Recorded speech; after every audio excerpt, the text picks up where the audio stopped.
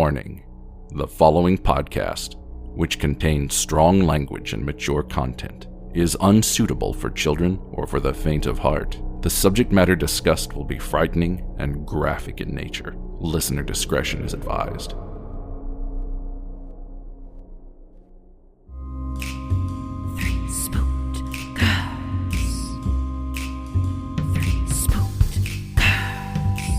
When you wanna hear about the paranormal, you get the Spooked Girls. True crime that makes you hypothermal. With the three Spooked Girls, stabby snippets will give you dreams. Tara and Jessica will make you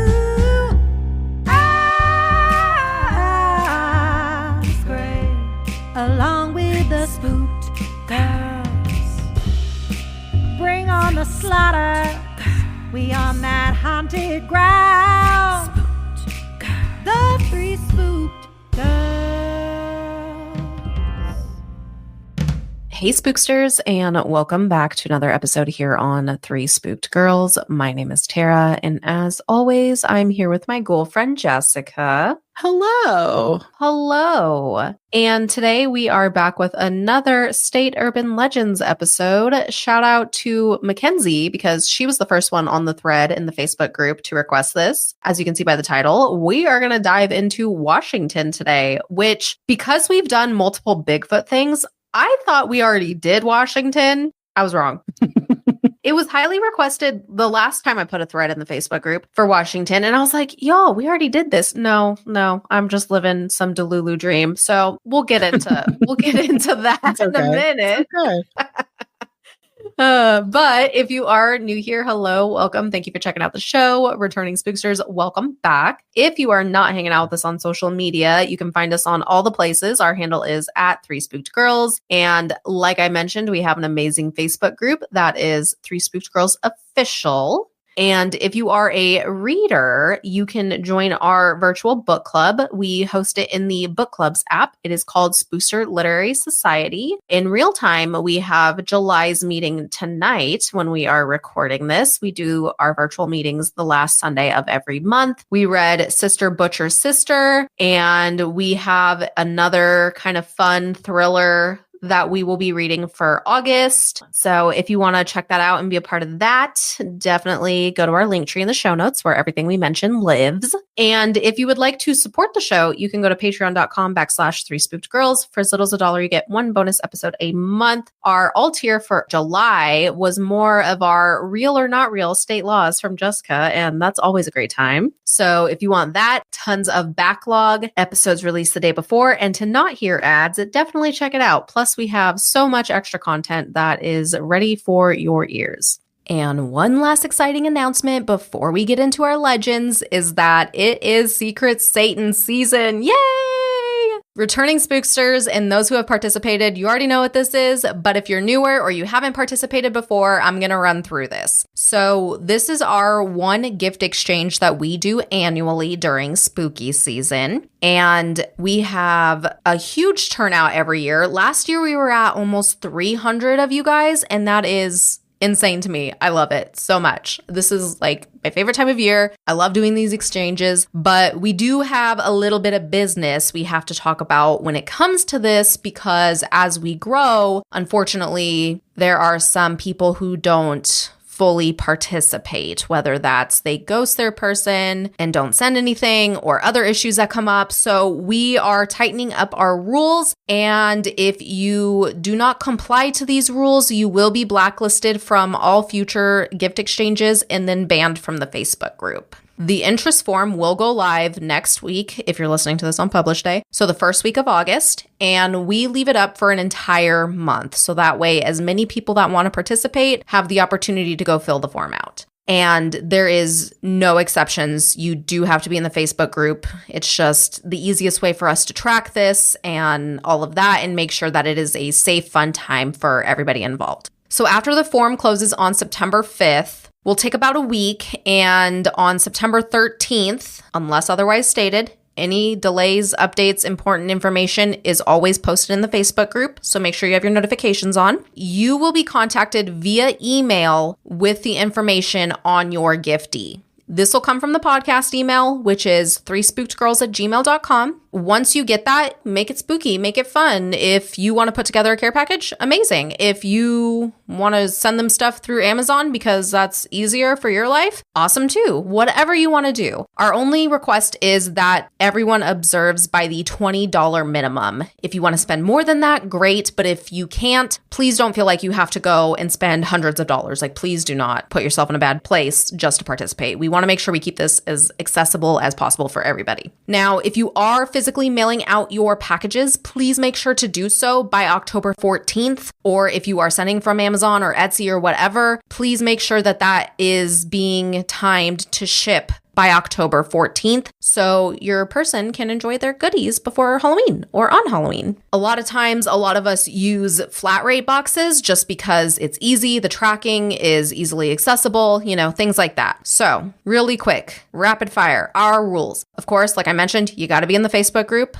You have to fill out every section, including the acknowledgements in the form itself. Just made it so you can't submit it without doing so no worries there. And then please, please, please be patient as much as possible. We will absolutely do our best to get everything out on time. And again, if there are any delays, hiccups, anything, we will post that in the group, either Jessica will or myself. And if you have any questions at all, or you have some kind of life event happen, what have you, and you have to bow out, let us know ASAP, again through the email. The problem with trying to message us on Facebook is they got that other messages filter. So there's plenty of times where someone will message us and we don't see it. So email's the safest way to make sure that all communication is just transparent, clear, and accessible. Now, we got a little list on the form with ideas if you need some inspiration, and also let's just all be good people. Let's just make sure that if you're signing up for this and you're able to commit to that $20 or whatever you want to spend, send your person a gift. It always hurts mine and Jess's and everyone's heart. It hurts everyone's heart so much when we get emails or messages of people being like they didn't get a gift and things like that. And you guys have also shown up in volunteering to send extra packages and stuff out. Not a requirement whatsoever, but those of you that have done that in the past, thank you. Because of course, monetarily, Jess and I can't afford to send everybody something. If I could, I totally would, 100%. And I know Jess too. But if you're committing to it, please make sure to hold up your end to send someone their gift. And again, life does happen. We do understand that. So if there's any reason that you do need to dip out, please just let us know as soon as possible so we can make sure your giftee is paired up with somebody else and they get their Secret Satan gift. Also, the other big thing is please make sure when you are putting your address to include the full address. So house number or apartment number, whatever, street name, city, zip code, and if you're a different country, because we do have international people that participate as well. Make sure you're putting your full address on there so that way there is no delay, no issues, no return mail, things like that. Or if you are anticipating moving during that time, because we have had that happen in the past, because, life. I would say just put whatever you think would be a good address for your stuff to go to. The other thing this year, we are asking after you guys send out your stuff and you have your tracking or order your stuff and they give you the tracking, please email that to us so we can send it over to your person so they can keep an eye out, because we all know porch pirates run rampant all over the damn place and we don't want you guys having your stuff stolen. We want everyone to get their gifts and have a good spooky season. But that is gonna be it. Get excited. I'm so ready. I love doing this exchange every year. Jess loves it. Everybody loves it so much. We keep doing it because overall it's been such a positive experience and we know you all look forward to it as much as we do. So we just want to keep that going and we will keep doing this every year as long as possible. So yeah, that's our exciting thing. We've been getting some questions, some messages, a couple posts in the approval section on when that is starting. So yay, it's here. Check it out next week and sign up. If you have any questions at all or concerns, anything, again, please email the show directly so Jess and I can help you out and answer anything you may need. That, one more time, is 3spookedgirls@gmail.com. And yeah, that's really all I got. So with that, let's get into our urban legends from Washington today. And shout out to our sources and lists. These come from Hub Pages and Ancestral Findings and a couple other random ones. So yeah, we're just going to go ahead and get into it. So the first one is called The Bottomless Pit. And I was laughing as I was reading this because I already know, because we all know me and Jess's sense of humor is like 12-year-old boys. So it's fine. They call this Mel's Hole, named after a man. I can already see her fucking face. I love it. I love when something is like inappropriate. Like the other day at work, I kept saying micro holes, and one of my coworkers was like, "I bet you have a micro hole." I was like, ew, but also very funny. Like, thank you. Oh, gosh. So it is named this after the man who first reported the pit's existence. Apparently, the hole is located in the hills of Washington somewhere near Manatash Ridge in Ellensburg, Washington. The story goes, like a lot of bottomless pit legends, you can throw in as much stuff as you want and never hear it hit the bottom, and the hole never seems to fill up. Now, if this was like real, we would just assume that there's some kind of like underground tunnels or something that's just like constantly filling up and whatnot, right? But apparently there's so much more. So, according to the story, the hole was once used for cow dumping, an act once commonly practiced to dispose of sick cattle, which is gross. The story told by Mel Waters, a self-proclaimed intertribal medicine man named Red Elk, and several other eyewitnesses, is that at certain times of the day, a black beam can be seen coming out of the hole. The witnesses have described this beam as a dark column-like shadow rising straight into the air and appearing out of nowhere. He also tells a tale of a local hunter dumping his dog into the hole after its accidental death, only for the dog to appear trotting out of the woods several hours later. Magical. Right? All witnesses have claimed to feel an uneasiness whenever they're near the pit, and that the animals seem to avoid the area as much as possible. Which, if it smells like death, then yeah, animals would avoid that anyway.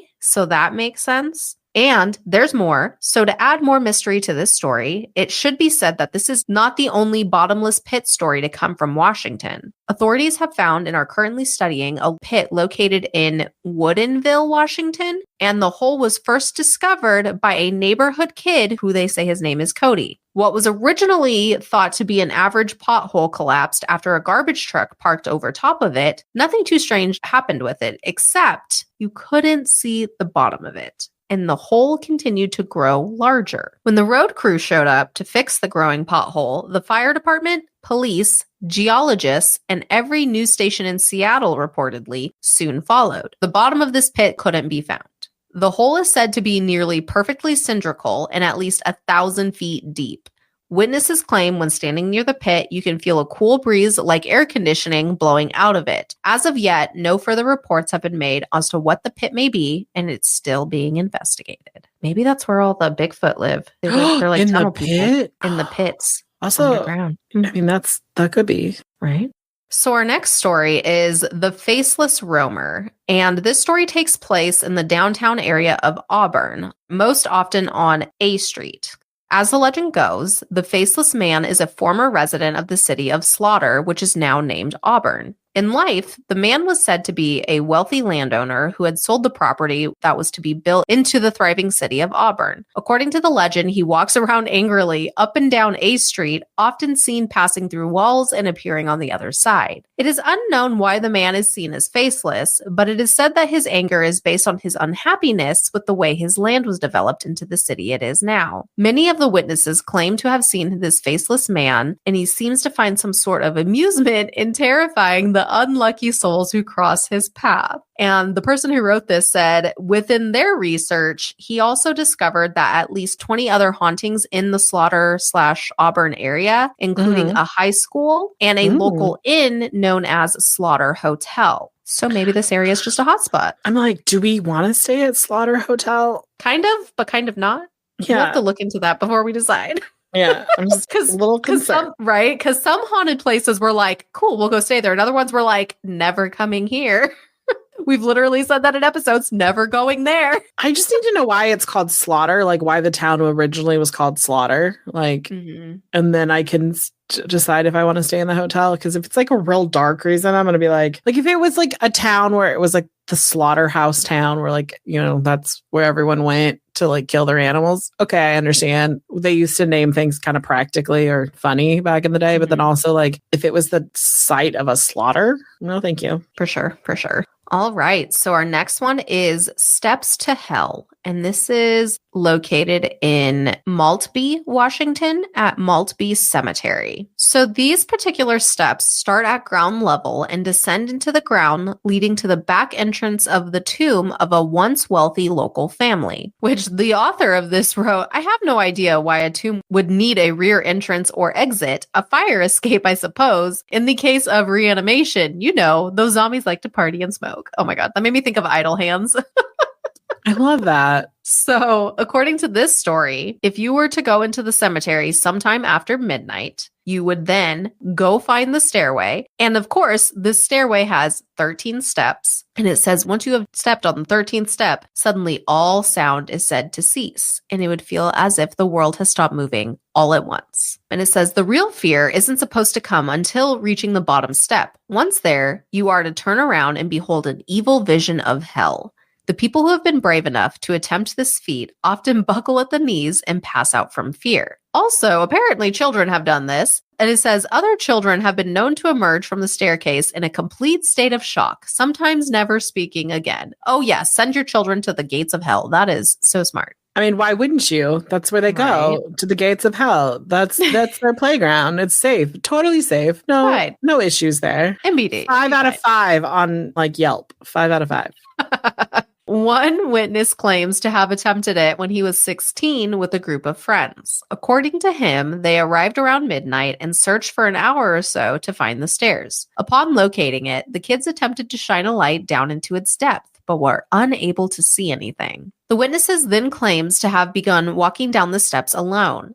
In his account, he claims to have first felt a little sick after the first couple of steps, 2 more steps, and he felt lightheaded. 2 more after that, and he felt as if he was going to puke. It was at that point that he turned around to flee the evil place. As he attempted to make his way back out, he claims to have heard muffled screams and felt hands pushing him to leave him in the darkness. Upon exiting, he found out that it was his friends that had been screaming to him. He told his friends that he had only gone down 6 steps, but his friends said that he had disappeared completely from their view. He said he had never gone back to the 13 steps of hell again, and he never will.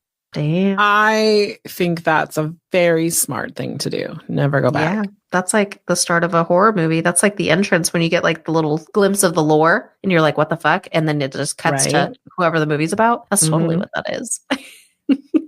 So now our next thing is Gravity Hill. And it is said that in Prosser, Washington, this is an area said to defy the laws of physics and gravity. And it also happens to be haunted, of course. According to locals and various visitors to the site, you stop your car on an actual starting line and put it into neutral. You let your foot off the brake and your car will then roll up the hill to the crest and then down to the other side. Some people say it's only an optical illusion, but many others claim that you are definitely going uphill. There are many other states that claim to have a gravity-defying hills as well. More so into this legend of Gravity Hill is that it is centered around a gray barn located near the crest of the hill, where stories are told of several young girls who were allegedly raped and murdered. Believers of the tales claim that if you attempt to do the activities mentioned and go into neutral to roll into the, up the hill and down, you can actually see the ghosts of the murdered girls pushing your car up the hill to help you escape a fate like theirs. No, thank you. On top of that, others have claimed to see the apparition of a girl with wet hair watching or moving slowly towards them. They say she appears as though she may have just crawled out of the nearby canal, the same canal that no longer holds water and is now nothing but a dried up riverbed. So there's lots of ghosts there, and they're either trying to get you out of there, or I think they're just trying to get you out of there. I don't think there's an or on that. I agree with that sentiment. Yeah. Well, our next one is something we don't really talk about very often on this show, and that is UFOs. So this next one is the UFOs of Mount Rainier. So on June 24th, 1947, a pilot named Kenneth Arnold saw 9 UFOs flying over Mount Rainier. This was the first UFO sighting of this size in the area, and it drew a lot of attention from the public. In fact, it started a Mount Rainier UFO craze. Other people began to report UFO sightings all over the country after this, and the US government even set up a project to investigate these mysterious sightings. Oddly enough, this sighting came only 10 days after the infamous UFO crash in Roswell, New Mexico, which we have talked about in our Area 51 episode forever and ever back. It was this sighting that really put UFOs in pop culture. However, the Mount Rainier sightings came so soon after Roswell that a connection between the two events cannot be discounted. Perhaps they are from the same planet, or even part of the same fleet of ships.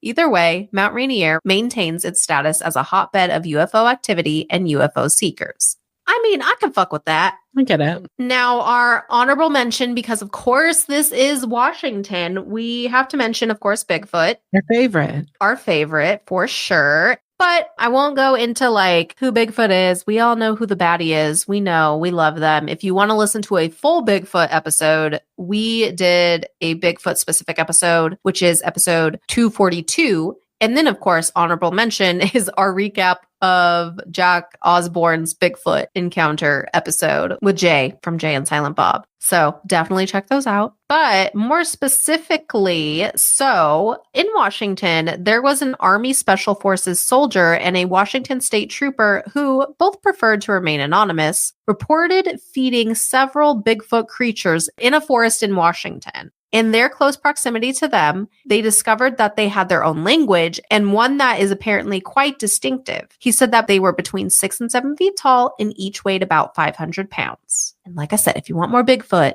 go back in the catalog, go listen to it because we did a whole dive on that guy. So the next one is The Ghost of Princess Angeline. Oh my gosh, I'm so sorry. I'm probably going to say this totally wrong. Born with the birth name Kiki So Blue, this Native American woman was the daughter of Chief Seattle of the Suquamish tribe. She was born near modern-day Seattle in 1820, and the nearby English settlers dubbed her Princess Angeline because of her regal bearing and beauty. After the U.S. government forced her people onto a reservation far away from Seattle in the 1850s, she and several of her tribe refused to go. Instead, they stayed in Seattle where they lived and worked.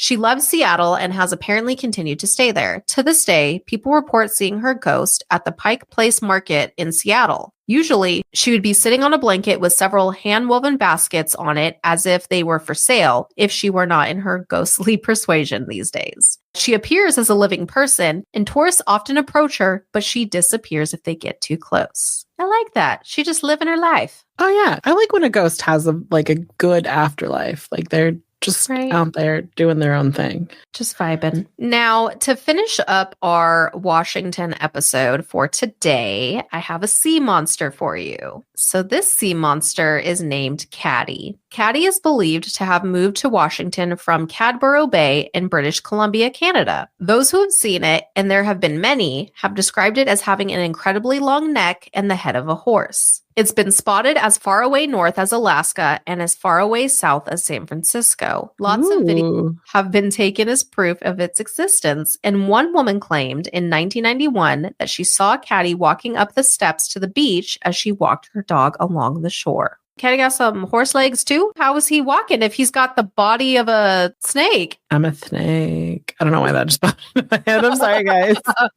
Oh my God. No, I'm like, is he like a centipede? Like, does he have like a bunch of little legs and he just like crawls up it? Does he have like maybe flippers that could work? I don't know. Oh my God. Right. I was like, ma'am, I'm calling you out and you're seeing that horse serpent thing. Okay. So I Googled what Caddy looks like, and Caddy definitely does not have no legs. Caddy is like Nessie and has like fins. So I'm like, so you mean like slithered up the stairs? Maybe that's what she meant. Maybe. But Caddy is an interesting looking Nessie type of creature. So I love that. You know, we love sea monsters. So anytime I can squeeze one in, I definitely do. Well, that is going to go ahead and wrap up this week's Urban Legend episode. We hope you guys enjoyed, learned something new. If you have a favorite urban legend from this state and it was not mentioned, feel free to tell us about it on social media. We love learning new legends. And once we eventually get through all the states, we are happy to revisit states and revisit locations. So definitely let us know. And with that, we'll go ahead and sign off and we'll see you next week. Bye, guys. Toodles.